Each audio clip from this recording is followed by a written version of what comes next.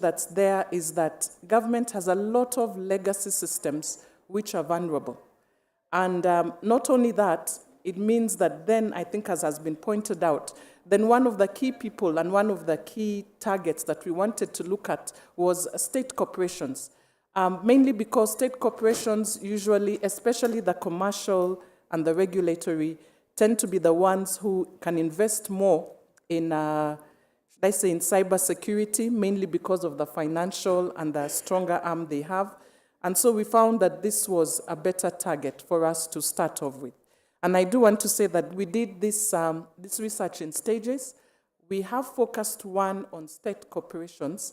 This has been over the year. We have also done one for county governments. So we do have the different findings, but for this one, I'm focusing mainly on state corporations. We are going to maybe eventually do a comparison between the two, but these are findings from state corporations. And one of the things, again, like would say is that, I think I'm not going to repeat that, but basically for the second bit is that despite the effort that state corporations have put in investing in cyber security, we know that there are a lot of limitations, especially for financial, human, and infrastructure. And so when we were doing this research, one of the things we really wanted to do was, let's look at the current trends that are there within state corporations. What is it that is the status and what is it that they are facing? And of course, once you look at the challenges, we can be able to do the recommendations and then come up with the capacity building initiatives. And that for us is core, because as Kenya School of Government, we are mandated to train the public service in Kenya. And that means both the national and the county government. And given the importance that national, I think you're not moving with me. We are on the 5th slide. I think I need to remember to say next slide, next. Please, let's go. Yes, there we are. Thank you. So we need to be able to make sure that the programs that we are developing definitely address the need that is there in the market. And that's why we wanted to carry out a research so that we are able to do a lot of develop, should I say, client-specific programs. And just a brief, why that? I think those of you who are interested in research might want to look at that. I'll not go into details, but we have 262 state corporations and the State Corporations Act. We were able to do the stratified sample. We came up with our population, and as we can see, the bias in IT, there were 75% who were male and 25% who were female. But the main questionnaire had 8 sessions, which I'll just want to touch on briefly. I want to emphasize that this is not a detailed presentation because we have the entire report. But I just want to focus some things that might be of attention to us when we look at the cybersecurity personnel that we have. And I also want to say, you can go to the next slide, the 8 focus areas, that this is not, should I say, we are not, it's not a research to bring down any state corporation. Please, next slide, please. Yes, thank you. But we are here just to look at the needs that we want and how are we going to address them in the market. So as we just briefly go through, I know I don't have too much time. Benjamin, I'll make sure I stick to my time. Next slide. When we looked at the human resource departments, you can see these are questions that were answered specifically to mid and senior level managers in state corporations. And you can see 60% of the respondents say that they do not have dedicated information security staff. And that, of course, has implications. I'll just run you through the findings very quickly. Next slide. The human resource, the adequacy of the knowledge and skills, it's very close because 47% said no, they actually do not have adequate skills. 49% said yes, they do. So there was a small gap of about 3% in the middle who, should I say, about 10 who did not respond quite. But you can see the gap is quite high. For 47% to say that they do not have adequate skills, then that of course, is an issue of concern. We can go to the next one. We looked at the vulnerability of cybersecurity. the number of times that they have suffered, should I say, major attacks in the last 12 months. And you can see 49% of them are in the between 1 and 10, 43%, which is very good, have said none. And so the level is not too bad. At least we have quite a number who were not very, should I say, were not very compromised, but still it's a bit high. Also, the time that it took them to recover, you can see at least 17% said it took them about, within minutes, they were able to quickly come up. Another, say, between 1 day, and then you can see as it goes down, then there were fewer who said that it took them between a month or 2 or more than 3 months. And then another thing, the frequency of testing, how often do they test their systems? We also had a high number of people who may not necessarily be performing tests as quickly or as efficiently as they do, and we know that's a very important area for your security, so the frequency of testing is reflected there. The network security management, what they do they have penetration testing, audits, vulnerability assessments, none, and those who don't know at all, at least the number who said none was very small, that's about 3%, and then there are just a few who were not sure whether or not they actually do. But you can see most of them at least are able to do the testing. And then in terms of monitoring, again, that is what we put there, and you can see the findings. There are just a few who might not be doing as much, but we have a large number of people who also have outsourced. And we use this mainly as basics. Like I say, we have a lot more detail in the bigger report where we ask them about more specific things, whether they have a few others in place. This one was how ready are they in terms of security readiness? Do they find that they are prepared? At least a very good number. You'd say about 80% feel that they are ready. 45% are in the middle, and then we have about 30 and 6% who say that they are very ready. We go to the next one, next slide, which talks about preparedness. Do they have business continuity plans in place? 69%, yes, they do. 20% actually don't, and 11% are not sure. And then the policies and regulations, which are important. Do they have documented and approved measures in place? I think, and this one we asked them to choose about 3. So the ones that they have in place, the highest number were those who have a BCP, they have network security policies, and then they have a computer use policy. A privacy policy and a computer incidents and response plans were the ones that received the lowest. And then in terms of auditing and testing, we also asked them to give us feedback on how they determine their security weaknesses, the risks, and the compliance. Of course, most of them are able to do it through internal audits, meaning that they do find that they have the capabilities to be able to carry that out. A number of them also do it from the peers, and a few who depend on vendors. Capacity building, the main requirements here that were put in was the knowledge of networking and systems seemed to have been one of the areas that they really want the capacity building in intelligence and analysis skills that the organization requires. And we go down, their number, they need familiarity with commercial tools, they need malware analysis skills, ability to write correlational rules, and also knowledge of their adversaries. So what are the main challenges that they find? I think this one goes across all organizations. One is always budget. Nobody ever seems to have enough money.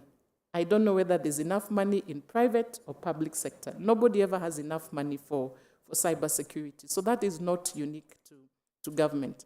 Another thing that we have had repeatedly is one, lack of awareness.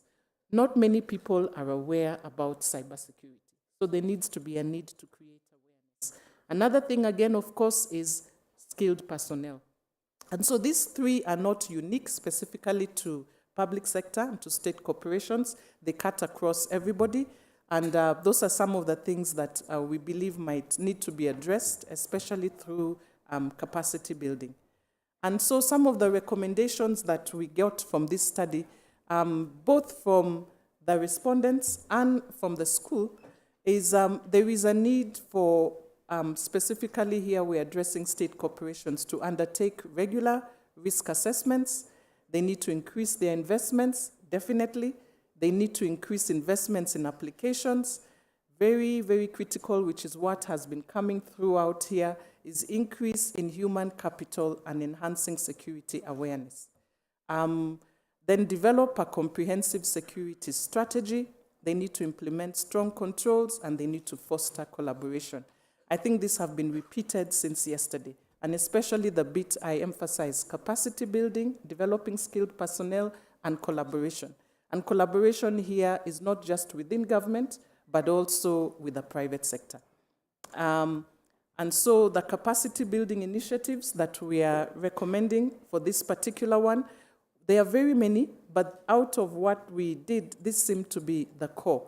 In terms of the technical programs, there's a need for incident analysis and response, network security, vendor-specific training. I think we had Sangfo, who are here in the morning, telling us about the solutions they have. We have certified training. There's ISACA, who do offer quite a number. We also have EC Council with their EH. So there's a very big need for specific certified training. And then for non-technical training, one of the things that comes out is that cybersecurity is not just an IT thing. It needs to be embraced by everybody in the organization. So there's need for IT awareness training, especially among the non-technical staff. Because many times you go and you find that is an IT problem. They say, pelekea IT, sio yetu. You know, take to IT, that's not us. But IT, when you talk about cybersecurity, there's a need to create awareness among everybody and build a culture of cyber hygiene. There also needs to be training, specifically for management, and we are looking at developing programs for management. Because if you don't have the buy-in from management, and they don't see the importance of it, regardless of what you do as an IT person, you're not going to get the support, the financial support you need to invest in the infrastructure, in the software, and also to get the staff that you want. Another, of course, very important thing is staff retention incentives, because IT staff are very volatile. You train them, especially we've seen that in state corporations. You train them, they're very good, and even if you give them, you tie them, you bind them for 2 years or whatever, whoever is taking them will pay it off and tell you, come, let's go. So state corporations have become a very good training ground for people and also the first source of, should I say, targeted phishing, if I can use that word. So there is a need to also develop incentives to be able to retain the staff that we have within state corporations. And as, should I say, as damning as that might seem, I want to reiterate yesterday when it was being presented, and they did make reference to the ITU response. I don't know whether many of you read the report from ITU, that Kenya is actually doing quite well. We are second in Africa after Ghana. And if they talk about that in terms of the country, that means not only the private sector, but also the public sector is not doing too badly. But that still means that there's a lot of training that needs to be done, specifically in some of the areas that we've mentioned, but there's a bigger need to train people, both the IT, not only this room, the people who are in IT, but extend it to the non-technical IT staff. So thank you. I think we'll be taking questions later.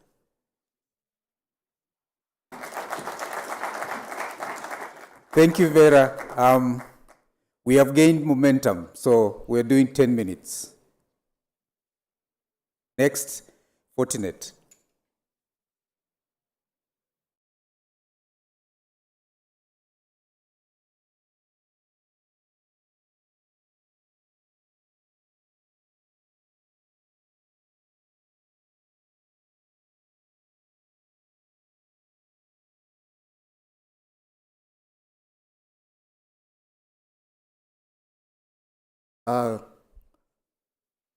Still morning or afternoon. Good afternoon, everyone. My name is John Gishoi. I'm the team lead for system engineers at Fortinet East Africa. And it's a pleasure to meet you all and take you through my presentation of the day. So Fortinet has sponsored the Cyberweek. And it's an interesting time because a few years back, cybersecurity was still not considered important by many organizations and many policymakers. Today, it's a week that is dedicated to cyber, and I'm very proud that we are getting this opportunity to talk about cybersecurity and how we can partner together to actually foster the cybersecurity of the country and organizations at large. So,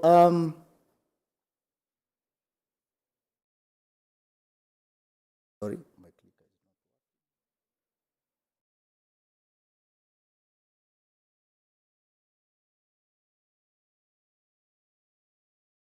Thank you. So a little bit about Fortinet. So Fortinet is a leading cybersecurity company. It's a US-based company with local presence. So we've got a local office here of around 22 staff, and we are growing, and we have a valid customer base from all the industries in the country, whether government, commercial, BFSI, telco. So as a company, we've got a strong presence and strong offerings in terms of cyber security and coverage in the market. So as a company also, we've invested in a lot of research centers, R&D centers, support centers to support our solutions and services. So as a customer, as an organization, you can be rest assured that we are providing you services 24/7 around the clock, and you can be able to get services from as close to you as possible and in different regions. So Fortinet has a rich portfolio, and the portfolio can be summarized, as you can see in this slide deck. So we've got solutions that marry around network and security. So because we believe that today you cannot run networks without security, having security as part of the network. So we've got solutions around secure networking. Then we've got solutions around SASE. So SASE is a concept that was championed a lot by Gartner, and it's taking a very big and a great leap. So Secure Access Service Edge, as you'll see, the solutions around SASE is part of our portfolio. And most importantly, SecOps, that is the AI-driven Security Operations Center. We've got solutions that are actually geared towards early detection, threat investigation, and remediation for any organizations. And all these solutions talk to each other to give you full visibility, automated response for your organization. Okay, so Fortinet delivers unparalleled innovation. So from our own OS, which is called FortiOS, to our custom ASICs, and these are geared towards aggregating and converging network and security services to provide performance in terms of security, inspection, and acceleration, to cloud services that are actually geared towards aggregating the SASE platform, so in our FortiCloud program. Then we've got FortiAI. So as the previous presenter was talking about, a lot of challenges in terms of skill gap, in terms of, let's say, fatigue, alert fatigue, and so forth. We need AI that can be able to bring that capability to automatically, let's say, see and respond to these incidences. And a lot of other functionalities that we've brought into our portfolio, and most importantly, Fabric ecosystem partnership. We actually know that organizations have already started their cybersecurity journey, and Fortinet can come and complement what they have without a forklift upgrade in that case. So Fortinet AI innovations are geared towards several benefits to a customer. Number one is contextual Gen AI. So this is to improve product optimization. So obviously, for security analysts. They can interact with AI to automatically correlate, to automatically investigate and correlate some other sort of security incidents that they are receiving. Fortinet has been using AI for over 10 years to get contextual information and put them into valid, let's say, threat updates to our security products and to our partner ecosystem. So in terms of threat intelligence, we are using AI in a big way, and this is, that is what we call big data AI. In terms of network operation, we are doing self-healing networks. So today, we want to reduce the time to troubleshoot. Our biggest issue is uptime and business continuity. So AI must bring and bridge that gap in terms of building self-healing networks in that case. And obviously, our AI has security, so we don't want it to leak into other machine learning language models. So this is more of generative AI for most SOC and NOC functionalities. So Fortinet leads also in terms of validation. We are one of the most validated platforms. So you can see here across different validation platforms, we've got solutions in leadership, in challenger positions, meaning that you can be able to trust our portfolio being mature and being able to come and fit right into your cybersecurity strategy.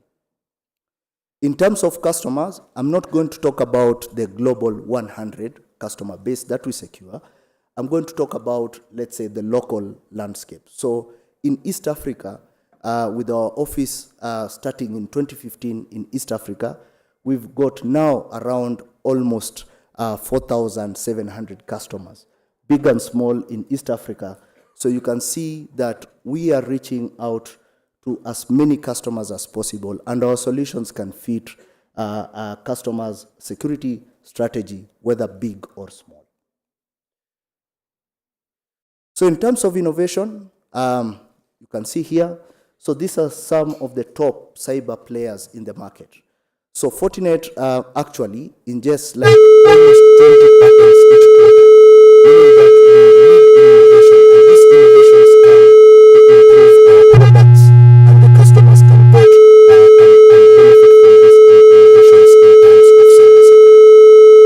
We not only lead in cyber, but we lead also in global sort of sustainability projects. So, for example, we are part founder of the Cyber Threat Alliance. We contribute in the MITRE Ingenuity, and we share intelligence with Interpol and other relevant bodies in the world. So we are also very green. So we actually are look at going green in our data centers by 2030, and globally for all our products by 2050 to meet the Pledge Net Zero campaign and strategy. During COVID, our CEO opened up our training platform to the world. So each and every one of you can go to training.fortinet.com. The training content for all our products and cybersecurity awareness training is free. So we are aiming at reaching and pledging 1 million cybersecurity professionals through our training institute by 2026. And as a company, we follow strict guidelines in terms of manufacturing and ethics. So in terms of certifications, we follow the ethics in business conduct and manufacturing, and this makes us a trusted partner with you. So enough about Fortinet, and let me now focus on our vision and our offering that we can give to any organization, whether it's government or a business organization. This slide has been covered by the previous presenter. I was sitting there and I was smiling and I was saying, these are global challenges. So we're seeing challenges around budgets. We've seen challenges around organizations taking digital transformation journey. So as they embrace that technology, as they go out into digital transformation, it means we are expanding our cybersecurity landscape. And as Fortinet and other vendors are using machine learning and AI to actually protect organizations, the bad actors are also using machine learning and AI to create sophisticated campaigns and attacks. So the threat landscape out there and the challenges to customers are great and immense. And what Fortinet is doing here now in terms of an organization is to align with those strategies. So to summarize the challenges that we have today, we are seeing the applications are becoming cloudy. So all applications, all core applications, we are being forced to go cloudy. So when these applications go cloudy, we can't audit.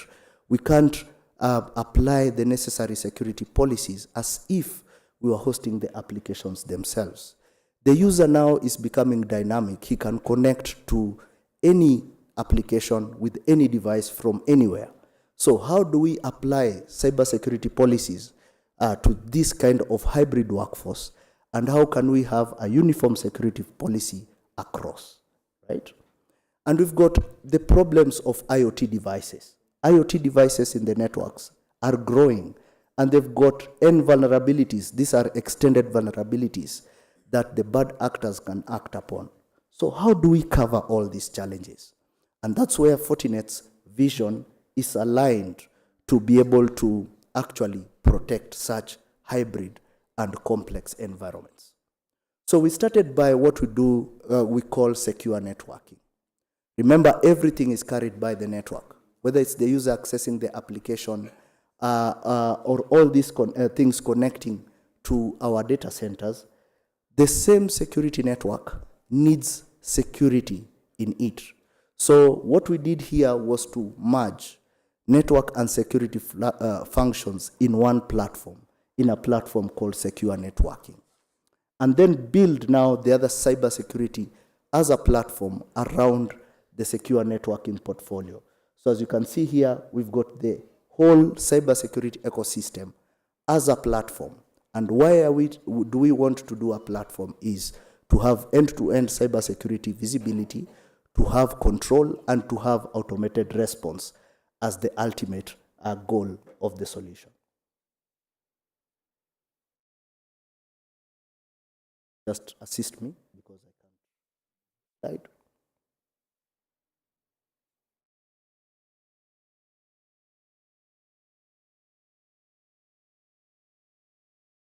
Okay.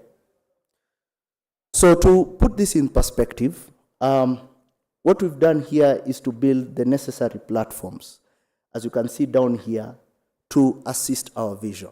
So in terms of performance, we've manufactured our own ASICs. We've got our own threat intelligence called FortiGuard that actually is one of the biggest threat research organizations that we have in the market. And all these are geared towards now having a platform. So the platform is, whether you are building or you are starting your cybersecurity journey, we would start by securing your network, then go to secure your users and application, and then add now the SOC tools that will be able to investigate, be able to give you early detection, be able to actually investigate incidents and remediate your infrastructure. This becomes a platform because it shares a common intelligence, it shares a common platform in terms of orchestration and offering for your cybersecurity needs. Okay, sorry. So if you look at the portfolio now, you can see the different portfolio of products within each platform. So this is a rich offering that we have, that we can go to any customer and complement exactly what you need to cover your cybersecurity needs and visibility. So remember, the objective, and before you actually build a security policy, you must enhance your visibility. Security without visibility is not security at all. So ours is to give you full visibility and allow you to build control mechanisms and security operations around your business and security needs. So I'll go through some use cases before I wrap up my presentation. So one of the use cases here is around the network. So network security can be offered in terms of firewall use cases where we can look at different edges. So today we've got the branch edge, we've got the campus edge, the data center edge, we've got the cloud edge, we've got a lot of edges that we can be able to deploy our firewalling to. So this is where we can mitigate against network-borne threats. So whether it's in the public cloud, your private cloud, or even your different sort of edges, we can be able to apply our firewall use cases in different form factors to secure your network security. The other use case is around IoT and, sorry, let's see, yes. The other use case is around operation technology and IoT. So remember, you are carrying things that are connected to your production network. And these things are not built with security in mind. You cannot install a security agent on your camera. You cannot install a security agent in your SCADA network, for example. So we have to think about micro-segmentation. We have to think about building a resilient network sort of security so that we can be able to protect those infrastructure. Something like virtual patching at the network level, where you've got critical network that you cannot be able to patch quickly, is something that we can be able to do. The other thing is about the user and application. Irrespective of where you are in terms of accessing the application, we've got SD-WAN, and we've got secure remote access, we've got private access, and even thin branches to ensure that the user can access the application quickly and optimally. We've got the SaaS use case, the SaaS use cases that we have. Okay? And lastly, as I talk about the SecOps, so this is where you've already built the different defense mechanisms, but you want now to do threat investigation. You want to be able to do auto-remediation functionalities. So you've got different tools that can be able to enable your organization to go around that cyber resiliency and automated response functionality. So Fortinet is the only vendor that can be able to build, as I show you the last slide, a journey. So the journey here is to understand the cybersecurity attack chain. So here you can look at the MITRE framework that documents the pre-attack and the post-attack or during the attack phase. And we can be able to guide you into which platform that can be deployed at each stage to kill the cyber attack or the attacker's influence in your network. So the idea here is to build a cyber resilient infrastructure that can be able to mitigate the threats early, investigate, and automatically remediate your organization. So that, together with our security services and support and professional services from our team, can be able to make sure that we've got an actionable security policy that can be enforced in your organization to combat all sorts of threats. So that was my presentation, as short as it was, with the short time that I was given. We are looking forward to meeting you at our booth. If you have any other question as to how we can partner with you, kindly find us at our booth and we'll gladly receive you. Thank you so much.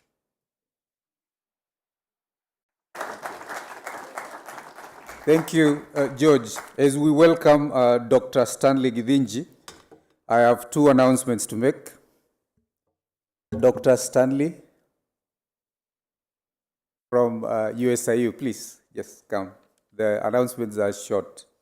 For questions, comments, inquiries, suggestions about national cybersecurity issues, send email to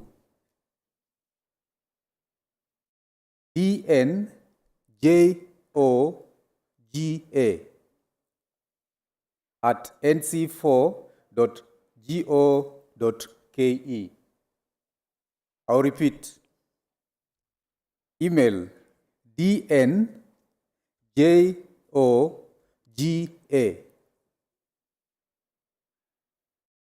at nc4.go.ke. That's one. Cybersecurity Auditing Masterclass. It's beginning at 2 p.m. It's at the press room on, next floor. Cybersecurity Auditing Masterclass, 2 p.m. press room. Thank you. Karibu daktari.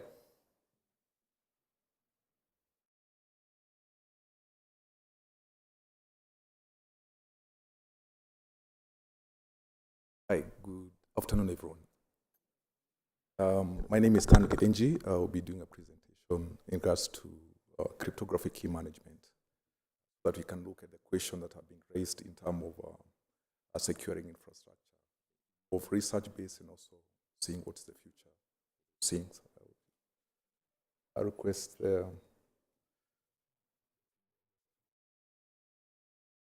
Cyberweek.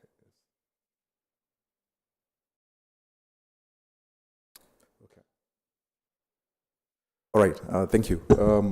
So I just want to talk about application of AI and basically in what we refer to as federated learning. Might be a new concept, but I just want to put it in this way that in security, the cornerstone of it is usually in cryptographic key management, how you assign your keys, how you dispute the keys.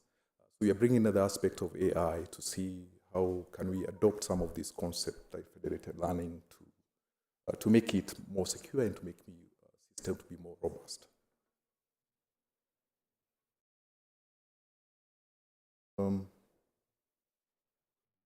The federated learning and key management, it's actually getting to know the maths behind encryption and decryption. Because at the end of the day, whether you are doing sharing of data in a network, the attack will come in the channel, or the attack will come at the processing point. So some of the key concepts, as they fix it, is that they are quite fundamental maths computations that will be necessary in key management. One of them is what we refer to as modular exponential. I'm sure every time you pick a number and you raise it to the power of something, put something. So the encryption process, what it does is that you are trying to raise a number to a certain value. So that value could be the private key in the decryption process. In the encryption process is usually the public key. So please go to that slide.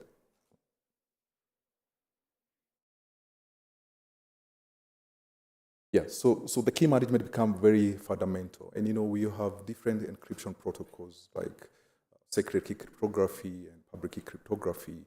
But I want to deal much on the SKC because you're dealing with different parties. These parties, someone mentioned they are checking on SHA, and you could see the public key. There's nothing wrong in her. You'll be able to see the public key. The key issue is how will you be able to derive your private key from that public key. So the next concept, please go to the next slide. The fundamental of this is the key exchange. How do you exchange these keys? How do you derive the keys? Which mathematical function are you using to generate the keys? Because at the end of the day, the algorithm is known, the encryption key is what you're looking for, and you have the ciphertext. So it's actually depending on your computational resources that you use now to decrypt the message. So if you advancement of quantum computing, advancement in increase in computational power, it becomes very easy now for attackers to be able to regenerate the keys for decryption. And as I mentioned from my previous slide that was in the...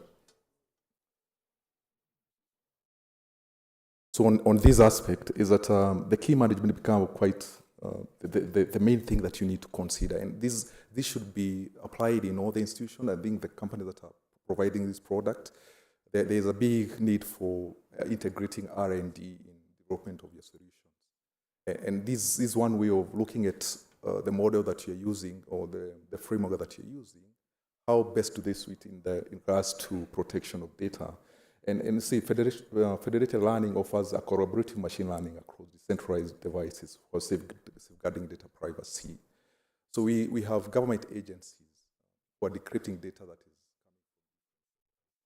But how is information from SA and from any other NC4 and the rest, how are you cooperating each other to be able to improve on the processes or to be able to improve on the encryption of data without compromising the privacy of that? So use of these AI models become quite critical in this. So these some little bit parts of it, but at the back end, this is what happens. So you have, every time you raise a number to a power of something, we'll see, you're actually creating a ciphertext of that message. The decryption process is the reverse of it.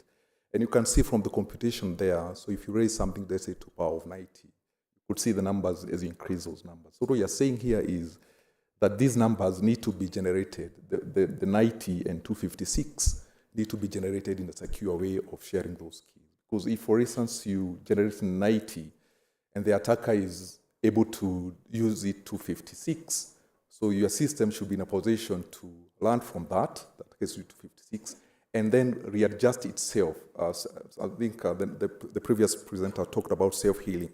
So it means that the attacker, the system needs to have its own way of regenerating that key or blocking that and using different mode of keys.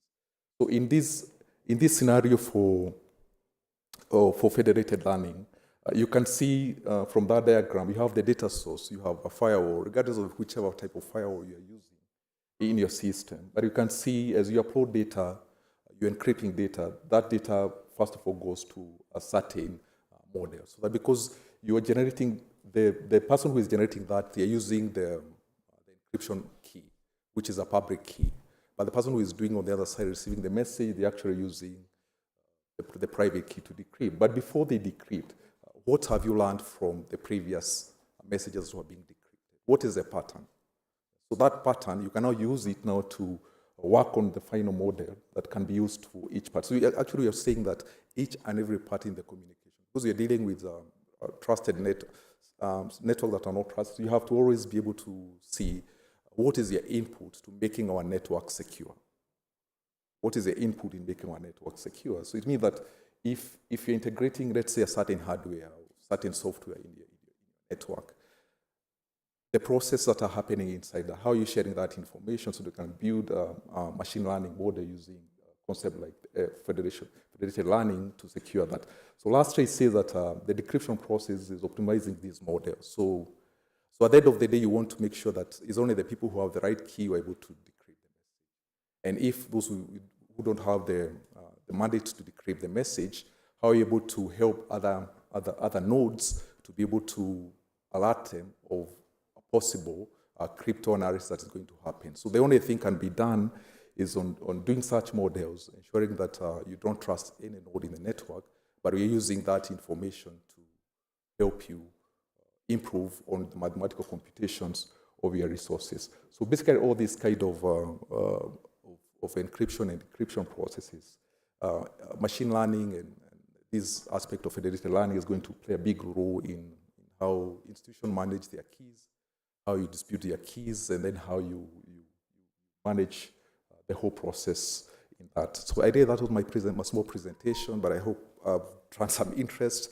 on the core aspect of what you need to learn every time you're managing the keys, every time you're doing an encryption process, every time you're getting a product from whichever company, does it help you, or how does it process the aspect of key management?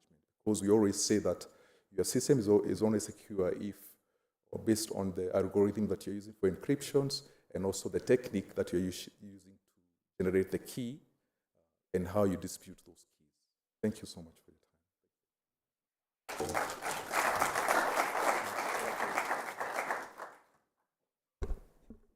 Thank you. Next, we're going to have Dr. Gakombe, Metropolitan Hospital.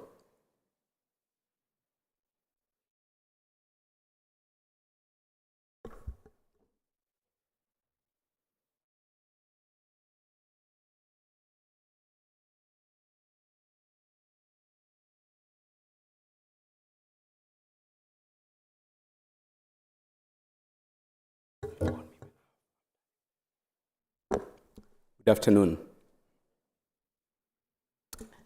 I have to confess that I floated through Dr. Githinji's presentation. And I stand here primarily as a consumer and a creator of the opportunities that many of you will be working on in the years to come. I run Metropolitan Hospital, but that's not the primary reason that I'm here. On top of running the hospital, I am involved in the Kenya Private Sector Alliance. I'm involved in the Murang'a County Healthcare System, which some of you may know is undergoing complete digitization and wants to lead the rest of the country in digitization. I'm the chair of the Kenya Healthcare Federation, which has a digital health committee, and I design software for healthcare. Let's move. So, in the healthcare space, and we are just but an example of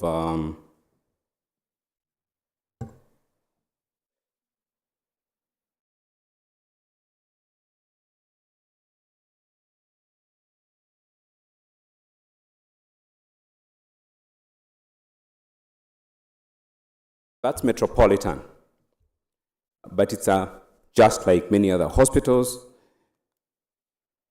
It is, and that's a group that owns it.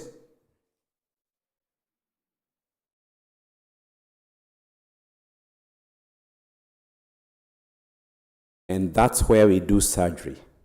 And as you can see, even the theaters are digitized. Your information goes in there, and it's our job to attempt to protect it from those who should not be accessing it.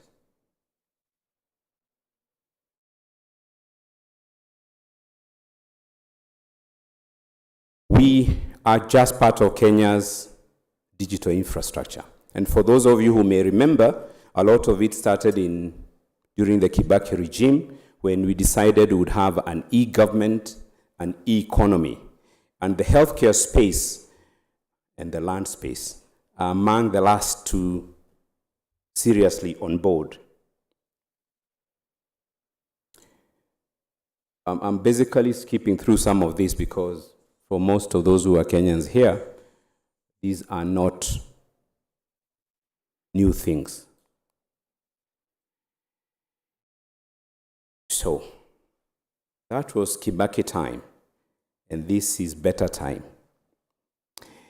And a lot has happened in the healthcare space, and that's where the opportunity is. A week ago, Kenya, the Ministry of Health, gave out a tender worth 104 billion to digitize the sector. And historically, providers, that is individuals like me, or hospitals, has operated as standalone institutions. So we did not need systems, we did not need cybersecurity. What we needed was a guard with a mallet or a rungu at the door, and a set of keys and a safe. But that will change in the next few months. And what are the changes? We are going to interconnect the entire system from factory, that is for commodities, to the patient. We are giving every Kenyan a single ID, your national health ID, so that whichever facility you go to, the data is interconnected. We are connecting every single provider to all other providers, and we are approximately 16,000 providers with 200,000 Kenyan healthcare professionals. So all this will have unique IDs, and the system is expected to be interconnected so that we can trace medicines from factory to the patient. Data that is being collected about any of us should all be put in one space to be accessible by anyone that needs to provide you with care, and all records are supposed to move from analog to digital. And therein lies the challenge.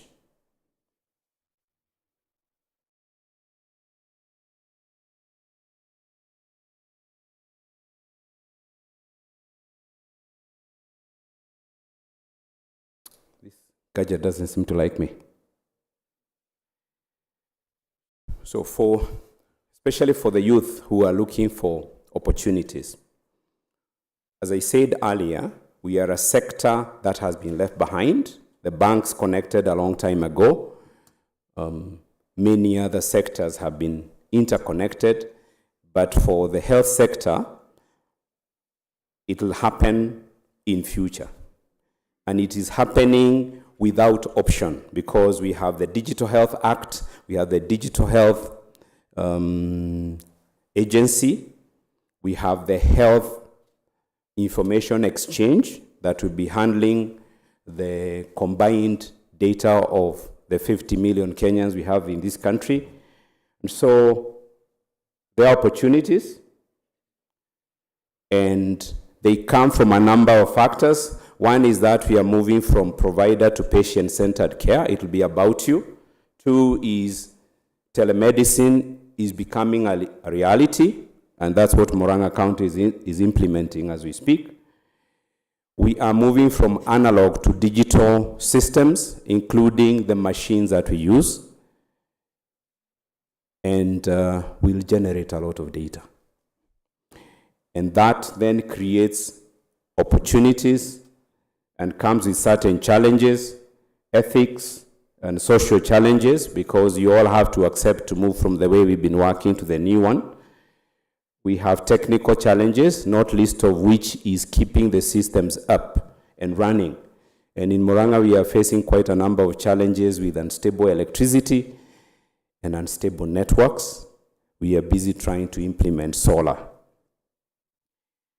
And of course, there are governance challenges. And it is for these reasons that we are looking to the people in this space, to those in AI, to those in who act as a bridge between healthcare and tech, to give us solutions to ensure that we can safely transit from the current to the future. And please remember that many healthcare providers are cottage industries, standalone doctors, standalone clinics. They probably may not have a single IT person on the premises. So they'll be depending a lot on solutions that can be implemented through third-party contracting and support. This you all know. So I will not expend any energy on telling you how we get breached. The most important point I want to make as I finish is that personal health data is very, very, very critical data. It can determine careers, political and otherwise. It can determine health-seeking behavior, because if you're worried about a data breach, that your records will be all over the place, then chances are that you'll not seek care, especially for diseases that are stigmatized like mental illness or reproductive conditions. So it is critical, it is important that those whose job it is to protect information, digital information, work to ensure that the consumers and providers of healthcare can work in comfort and sleep at night knowing that whatever we are putting into systems is safe. My waking nightmare is Metropolitan getting a data breach. It's the one thing we cannot recover from. It bothers me all the time. We'll multiply that 16,000 times and then compound it by networking everyone. We need you to get us the protection we need. Thank you.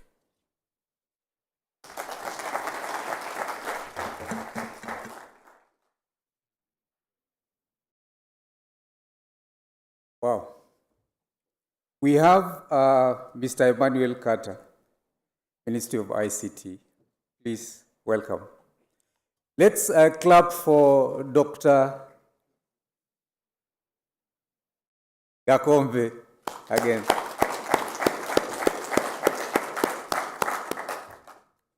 Welcome.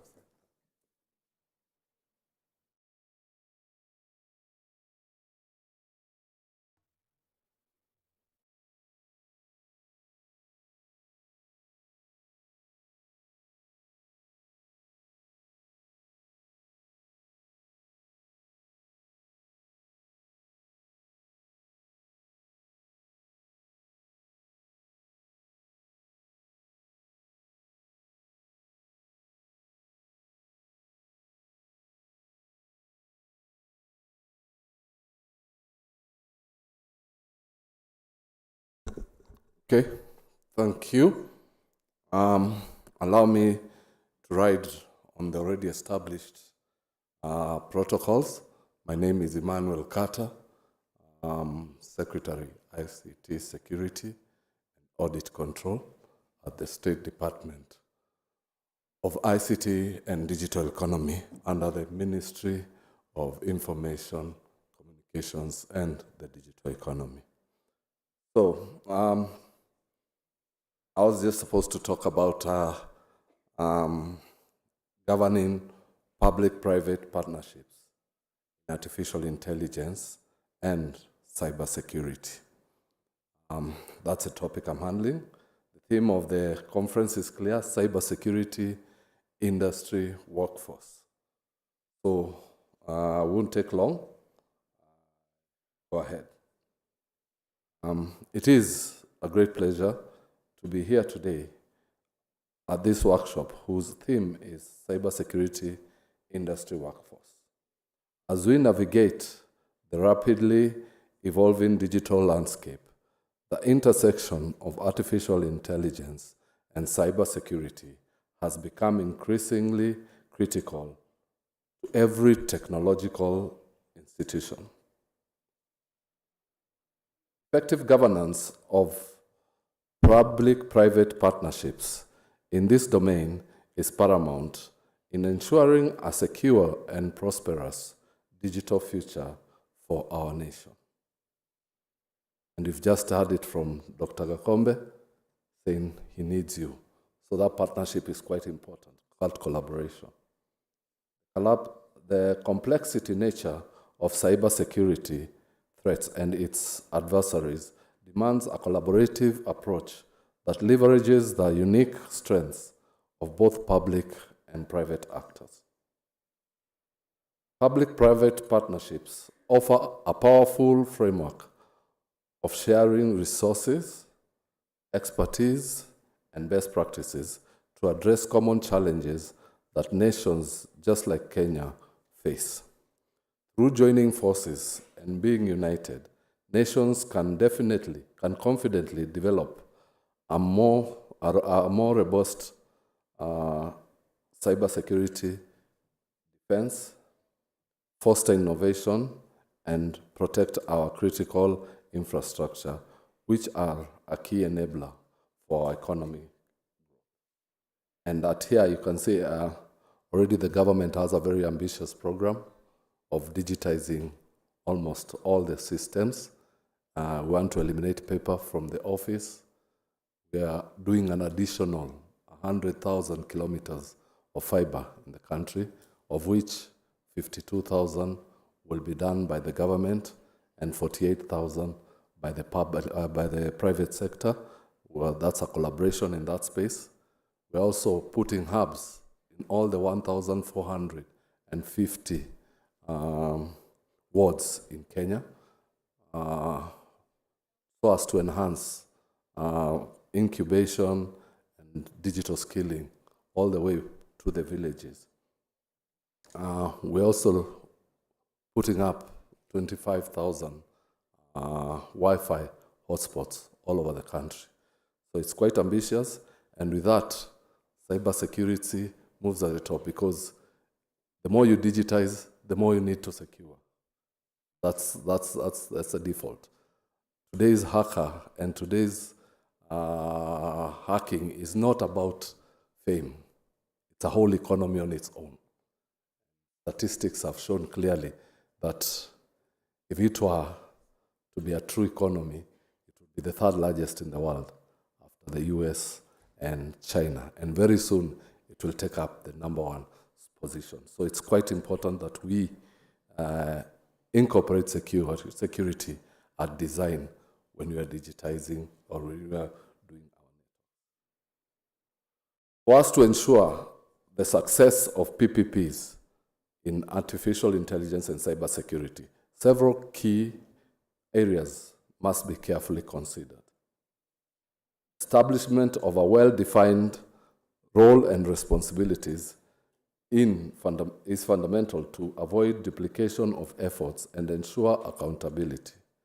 Government can provide the regulatory framework and policy guidance, while on the other hand, private sector entities can contribute their technical expertise and innovative solutions.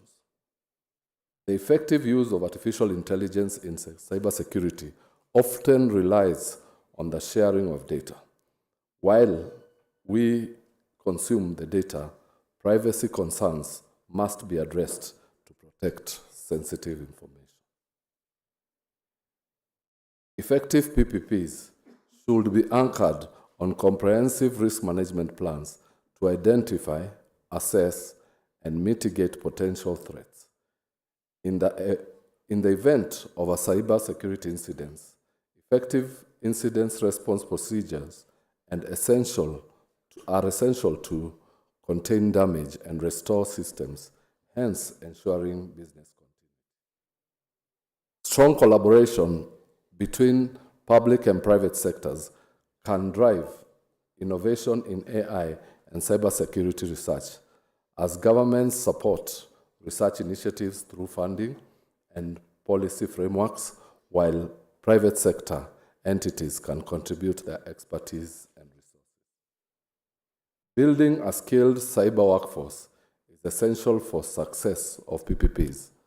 Governments can invest in education and training programs to develop the necessary skills, while private sector entities can provide internships and mentorship opportunities. In conclusion, governing public-private partnerships in AI and cybersecurity is not a walk in the park, but an essential task. Through collaboration, we can build a more secure, resilient digital ecosystem that benefits our nation and its citizens. I request all of us to commit to fostering collaboration, sharing best practices, and investing in talent development to ensure a prosperous future of Kenya in the age of AI and cybersecurity. Thank you, and God bless.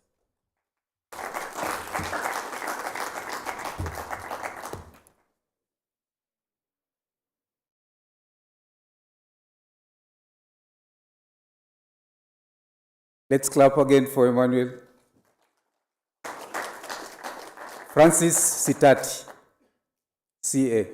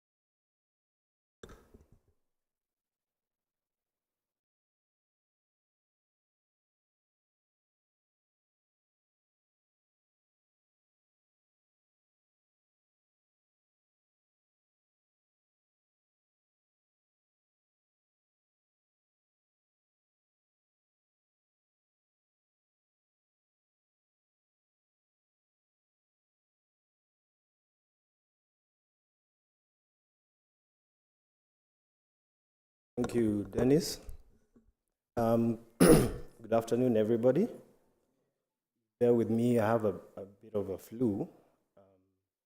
So I'll be taking you through, just in alignment with the theme, what the authority, our role in terms of cybersecurity.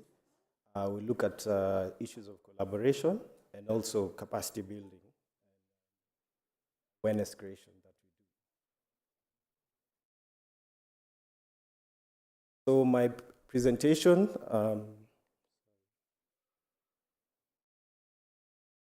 that's a quick overview of what my presentation will be about. We look at the mandate, what we've been doing with regard to our approach to cybersecurity, a quick overview of the functions of the National Cybersecurity Center, then the partnership programs that we have, and finally, we look at the strategic interventions. So, in terms of the legal and regulatory framework, the role of Communications Authority in terms of cybersecurity is given to us through two major acts of parliament. We have the Kenya Information and Communications Act, and the Computer Misuse and Cybercrimes Act, and of course the Computer Misuse, Critical Information and Cybercrime Management Regulations that were passed in February this year. So CA is mandated through the KICA to facilitate the investigation and prosecution of cybercrime. And by virtue of the recent regulations, we were mandated, the National KSAT it was designated as the Cybersecurity Security Operations Center for the ICT and telecommunications sector. We're also mandated to facilitate the confidentiality, integrity, and availability of electronic transactions. So with regard to the countries in the world that have established national CERT, CA follows the ITU's, the International Telecommunications Union Global Cybersecurity Agenda. And this is a framework for international cooperation that is aimed at enhancing confidence, security of the information society, basically mitigating the improper use of ICTs. And if you can look at the table there, in Africa we have 19 nations that have national CERTs established. This represents about 43%. And as you go down, you look at the other percentages. So Africa needs quite a bit of catching up to do with regard to establishment of national CERTs. Moving on. We are focused on three major elements as with regard to our approach to cybersecurity. The first one is the element of people, where the National Cybersecurity is staffed with about 23 staff, and we also have law enforcement officers who are seconded from various agencies, including the DCI. We also take part in awareness creation and capacity building in various forums. Capability development of our personnel through continuous trainings. We also have established various local and global partners and other engagement mechanisms. With regard to our processes, the center operates on a 24-hour basis, and also it's supported through the different laws, regulations, and strategy. We've also been in the process of developing various standards for the industry, as well as standard operating procedures. In terms of the technology, we have various monitoring tools that we've deployed, what is known as network early warning systems, where we share cyber threat information with our stakeholders on a daily basis, and various other analysis tools, including the Digital Forensic Lab that has been instrumental.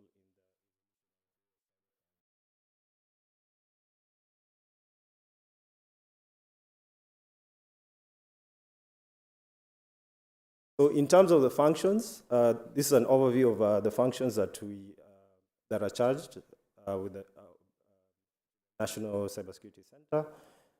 A snapshot is the first image. So we take part in cyber incident coordination on a 24-hour basis, including the weekends. Also, we are engaged in international cooperation and collaboration with both locally and internationally. Also monitoring and analysis of cyber threat activities, for early network system. Also the development and management of the national public key infrastructure, which is a system for the creation and distribution of digital certificates. Currently, there are about 4 entities that are licensed and accredited to roll out digital certification. Also, we take part in research and innovation, since this is an area that is quite dynamic, so there's need to keep yourself. We advise both the public sector and private sector on cyber threats, and also take part in different programs on capacity development. All this is geared towards having cybersecurity as a service.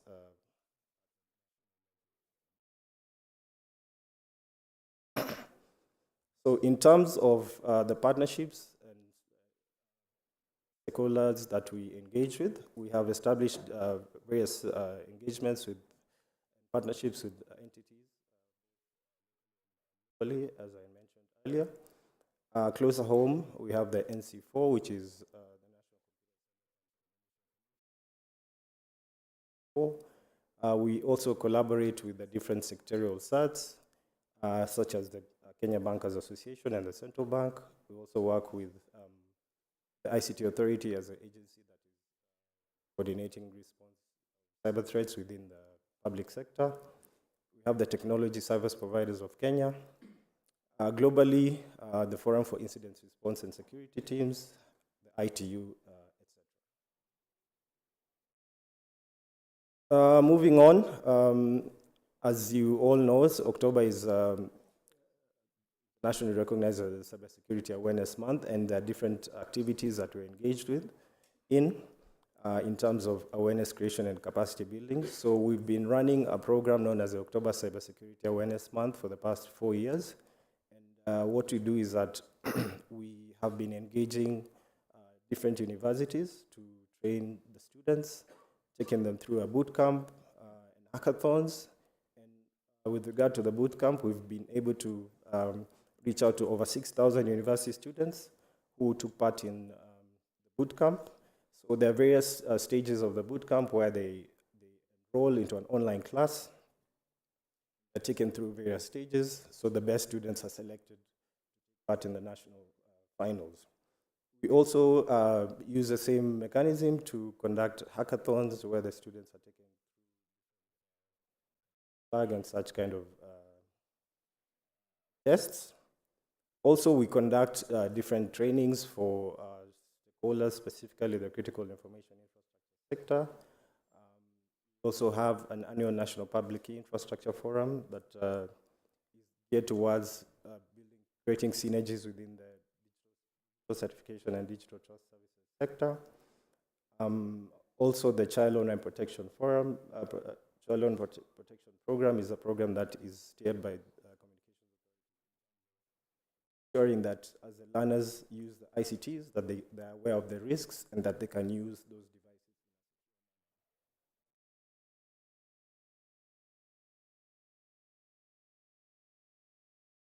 So just to talk about the capacity building that we conduct for the industry, looking at some 3 recent trainings that we conducted. Last year, around December, we conducted an incident response and crisis management and digital training. It was a 2-week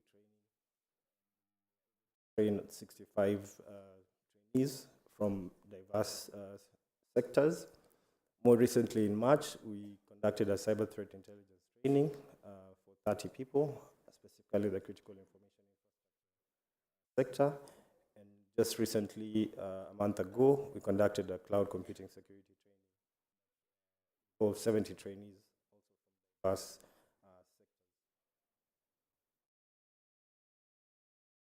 So as I close, I just wish to talk about what we are thinking of in terms of strategic interventions. The focus will remain on the people, processes, and technology as part of the cybersecurity value chain. So we're looking to enhance the capacity of the numbers and the skills of the staff, because as a cybersecurity operations center for the ICT and the telecommunications center, we are supporting a large industry, so there is need to enhance those numbers and the skills. Also, we're looking to enhance the technology by getting better systems. Also, continuing with the national capacity development, trainings and awareness programs, and also in terms of the finances, based on the additional mandate that the national KSAT was given to basically enhance the financial component and also do much more in terms of research and innovation, such as artificial intelligence. So this is, we are looking to have a sustainable model that will also be a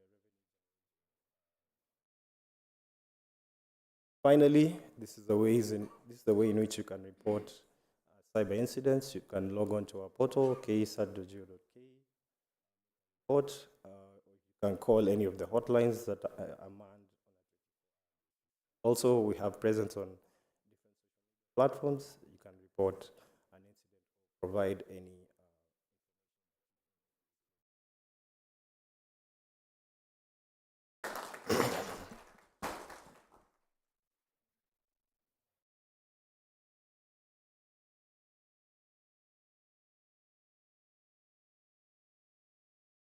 Thank you, Francis. Let's clap for Francis. We're going to have 10 minutes Q&A to Francis. And I have the first question. Are you monitoring our lines, mobile lines? Do you listen to our conversations? Don't answer from here. I would like Francis to answer. Anyone with a question? Yeah, we have one person there. Another, one more question or concern? Yeah, we have one. Okay. Yeah, and then here. Yes, let's begin with you. Well. Afternoon. Organization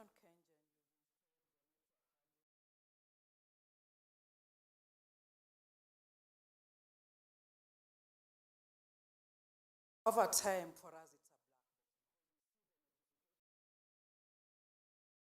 a black. Never get to know how to resolve. Never been trained on the so who are the targets? Yeah, thank you.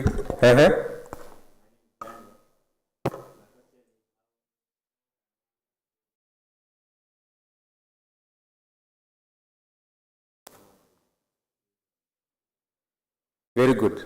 Francis, 2 questions. Okay, let me start with the last question because it's the easiest. So Daniel, what we do is that we reach out to the universities. We have a forum where we reach out to the universities, the VCs and the deans of ICT. So what we do is that we open up a portal where the students can register. Then first of all, you go through a 2-week program for the bootcamp and the hackathon. Then the best students are selected to progress. So we go usually through the university. Actually, last year, the winners of... Are you from UN? Yeah. Actually, the winners of the bootcamp and hackathon last year were from the University of Nairobi. Yeah.